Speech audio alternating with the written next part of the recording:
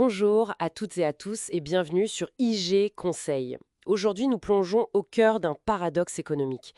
Les défaillances d'entreprises en 2025, un record historique, malgré la croissance. C'est une situation assez particulière en France. On a une croissance du PIB, bon, modeste, plus 0,6%, mais elle est là. Oui, elle est bien réelle. Et pourtant, en parallèle, le nombre d'entreprises qui mettent la clé sous la porte atteint des niveaux jamais vus. Alors, comment on explique ça, cette divergence? C'est un peu notre mission aujourd'hui, décrypter ce phénomène. Peut-être commencer par les chiffres bruts, parce qu'ils donnent quand même une idée de l'ampleur. Oui, c'est important de poser le constat chiffré.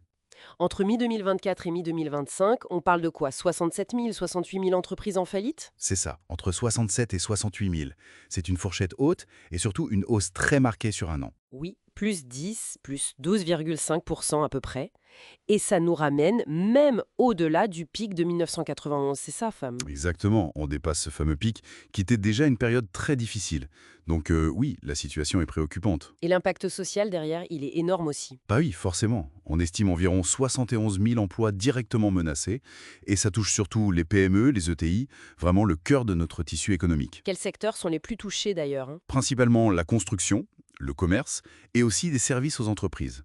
Des secteurs assez variés en fait. Donc un nombre record de faillites, beaucoup d'emplois menacés, et tout ça avec une croissance même faible et une consommation qui stagne voire baisse, et l'investissement qui recule un peu. C'est vraiment ça le paradoxe. C'est tout le paradoxe. Alors, comment on en est arrivé là? Oui, quelles sont les causes? On imagine qu'elles sont multiples.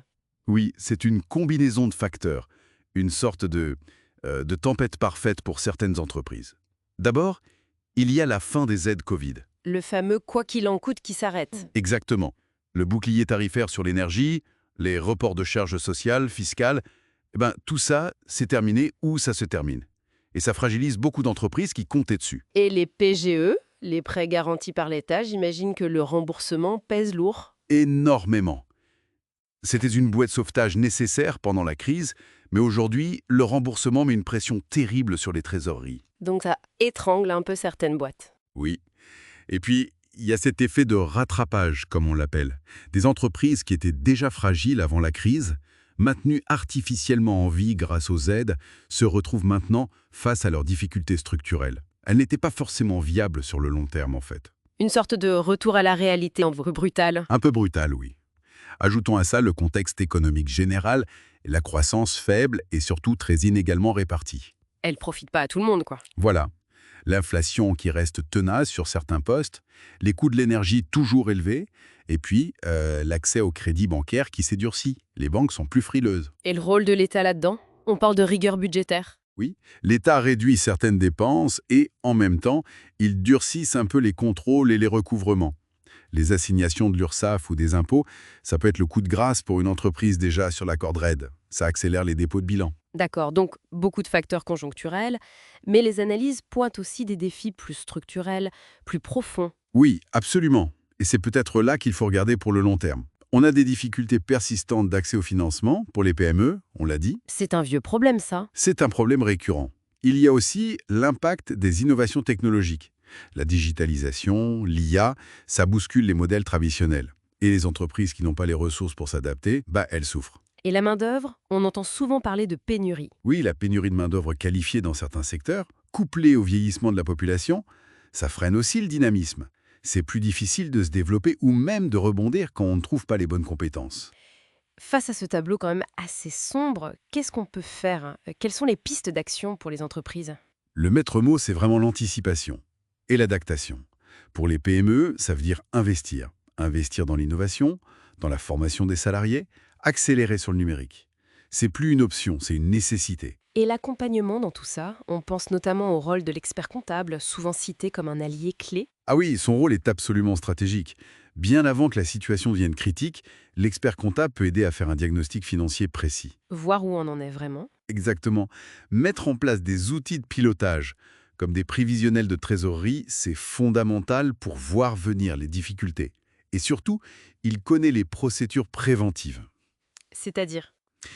Avant d'en arriver au redressement ou à la liquidation, il y a des solutions pour négocier avec les créanciers, le mandat ad hoc, la conciliation. Ce sont des outils confidentiels qui permettent de trouver des accords.